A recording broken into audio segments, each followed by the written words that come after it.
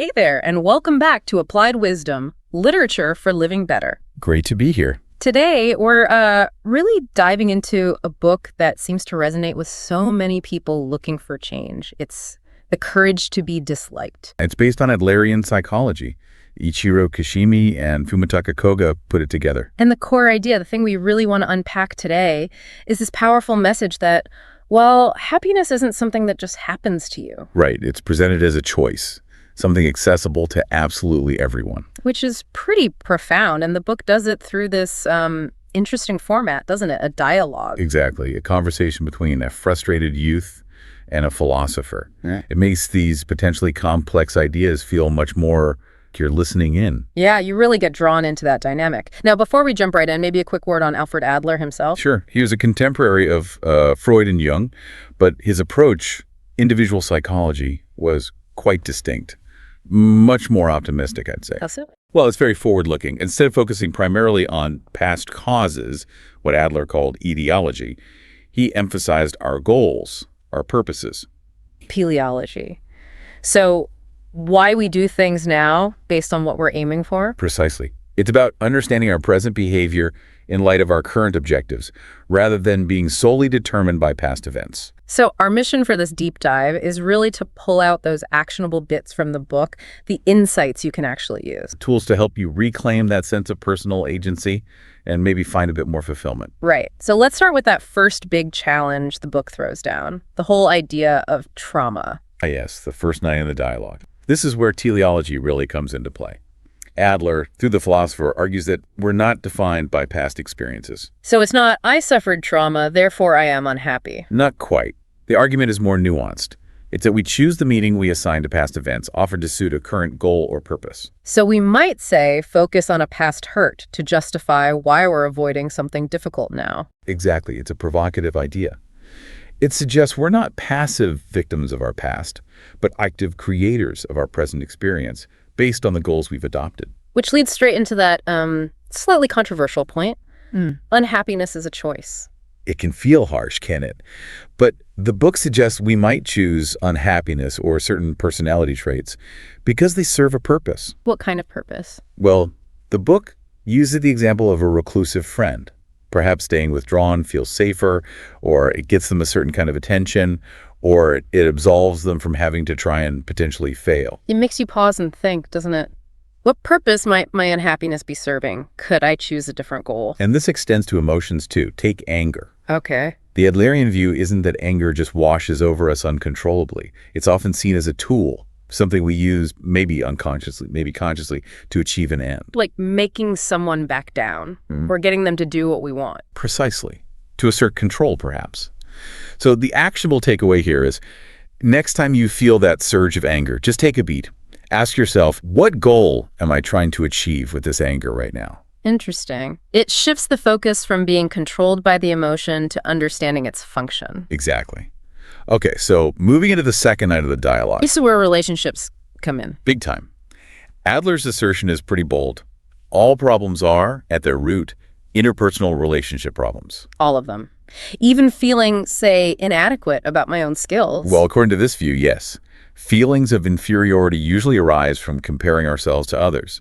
Who are you feeling inferior to? Yeah. It always involves someone else, implicitly or explicitly. Okay, I see the connection. And the book distinguishes between a simple, even healthy feeling of inferiority, that sense that you could improve, which motivates growth. Like wanting to get better at something. Right. Versus an inferiority complex. That's when the feeling becomes an excuse. I can't do X because I'm not good enough, smart enough, whatever enough. It becomes a reason not to engage. And they mention a superiority complex, too. Often seen as the flip side, a way of masking deep-seated feelings of inferiority by trying to appear superior. So how does this play out in life?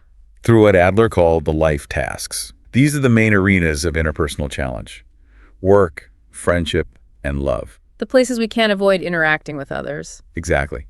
And the book talks about life lies. These are the excuses we invent to avoid tackling the challenges within these tasks, to avoid the potential friction of relationships. Like saying, I'm too busy for friends, or love is just too painful. Could be. It's about avoiding the task itself. The alternative perspective offered is to shift from seeing life as a competition against others Which seems to be the default sometimes. to seeing others as comrades, people you walk alongside, facing shared challenges. So the action here is to look at a current problem or worry you have. Yes. Ask yourself, how is this connected to my relationships, or even just my perception of others? Am I perhaps avoiding one of those core life tasks, work, friendship, or love, because of the interpersonal dynamics involved? That requires some honest reflection. Which brings us to the third night and a really practical concept. The separation of tasks. This is huge. It's probably one of the most directly applicable ideas for reducing daily stress. Break it down for us. What is separation of tasks? It's essentially about drawing a clear line between what is your responsibility and what is someone else's, what you can control versus what you can't. And how do you figure that out? The key question is, whose task is this? Ultimately, who faces the direct consequences of the action or decision? That person owns the task. Give us an example. Okay, say a child isn't doing their homework. Whose task is studying? It's the child's. The parent's task might be to offer support, create a good environment, but doing the homework, that's the child's task. Trying to force them, nagging them constantly, that's interfering in their task. And causing yourself a lot of stress in the process. Exactly. Or think about seeking recognition, wanting others to like you or approve of what you do. That's a big one for many people. Whose task is it to decide whether they like you or approve of you? Theirs. Right. It's their task. Your task is to live authentically, to do what you believe is right, to put in your effort. How they react, whether they approve or disapprove, that's their task. It's outside your control. So separating tasks means letting go of trying to control others' reactions. Yes. And that's incredibly liberating. It frees you from the constant need for external validation. Living up to others' expectations becomes less important than living according to your own principles. Which leads directly to the title, The Courage to be Disliked. It does. True freedom, in this view, involves accepting that if you live authentically, focusing on your tasks, some people might not like you or agree with you. And that has to be okay. It's not about trying to be disliked, though, is it? No, absolutely not. It's not about being deliberately provocative or abrasive. It's simply about not letting the fear of being disliked dictate your choices and actions. It's accepting disapproval as a possible natural consequence of living your own life freely. So the actionable takeaway. Identify a situation causing you stress, maybe involving someone else's opinion or behavior. Then ask, whose task is this? What part is truly my responsibility, and what part belongs entirely to the other person? Can you consciously choose to focus only on your part? That takes practice, I imagine. Definitely. It's ongoing work. Right. So from separating tasks, the fourth night moves towards connection, towards finding your place. Community feeling. Yes. After emphasizing individual freedom through separating tasks, the focus shifts. Adler believed true happiness comes from feeling like a valuable part of a community. It counters excessive self-centeredness. How do we build that? The book talks about different kinds of relationships. It does. It contrasts vertical relationships with horizontal relationships. Vertical sounds like hierarchy. Exactly. Based on, think boss-employee, teacher-student in a traditional sense, or even parent-child, where praise and criticism are the main tools. If someone is below. And horizontal. That's based on equality. Mutual respect, encouragement, seeing each other as fundamentally equal human beings, regardless of role or status. Adler strongly advocated for striving towards horizontal relationships in all areas of life. Interestingly, the book is a bit critical of praise, isn't it? Why is that? Because praise often reinforces that vertical dynamic. It implies the person praising is in a position to judge the other person's behavior. Good job implies I'm evaluating you.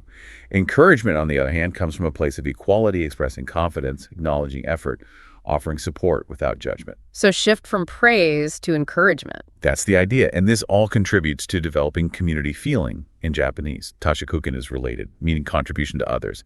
It's this sense of belonging, of being useful, of having a place within the larger human community, extending beyond just your close circle. So the reflection here is, look at your key relationships. Are they predominantly vertical or horizontal? And how could you consciously try to foster more equality, more mutual respect, more encouragement in those interactions? That brings us to the final part, the fifth night, living fully in the present. Right. How do we actually achieve that sense of happiness and community feeling day to day? The book lays out 3 interconnected pillars. Which are?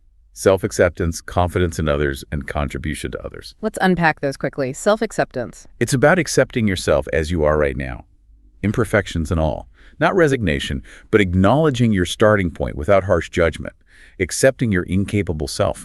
Confidence in others. This is about choosing to trust people unconditionally at a fundamental level. Not necessarily trusting everyone with your deepest secrets, but believing in their potential, seeing them as comrades rather than enemies by default. This is essential for horizontal relationships. And contribution to others. This is where you find your sense of worth, feeling useful, making a contribution, however small, to the well-being of the community. This contribution is valuable in itself, regardless of recognition. And this connects to how we view life itself. Yes. The book contrasts two ways of thinking about life. One is kinesis, seeing life as a journey towards a specific destination, like climbing a mountain where only reaching the summit matters. Which implies the journey itself is just preparation, potentially incomplete if you don't reach the goal. Exactly. The Adlerian view, drawing on Aristotle, prefers energia, seeing life like a dance. How so? In a dance, every step, every moment is the point. The movement itself is the fulfillment. You're fully engaged now. Life, in this view, is a series of present moments, each complete and meaningful in itself. You're always arriving. So meaning isn't found in some distant future goal, but in the here and now. Precisely. We create meaning through our present actions, specifically through our contribution to others. That contribution becomes the guiding star, giving direction and purpose to these present moments. So a final actionable thought for everyone listening. Identify one small way, maybe today, that you can contribute to others or your community, not for thanks or reward, just for the intrinsic feeling of being useful. And perhaps try to approach an activity today with that energy and mindset fully present, appreciating the process like dancing through the moment. That captures it well. Wow. Okay, so this deep dive into the courage to be disliked, it's really offered some powerful frameworks, focusing on goals, understanding relationships, separating tasks. Cultivating that community feeling, and ultimately finding meaning right here in the present through contribution. It's a lot to think about. It really is. The challenge, I guess, is starting to consciously apply these ideas, choosing your responses, focusing on your tasks, connecting horizontally. Small steps. It's about practice, not overnight transformation. Applying these ideas gradually in your own life. Well, thank you so much for joining us on Applied Wisdom, Literature for Living Better, and unpacking this fascinating book. My pleasure. Stay tuned for our next deep dive. And, if this exploration of Adlerian psychology resonated with you today, if it sparked some thoughts, please do consider liking and subscribing. It genuinely helps the channel reach more people. Thanks, everyone.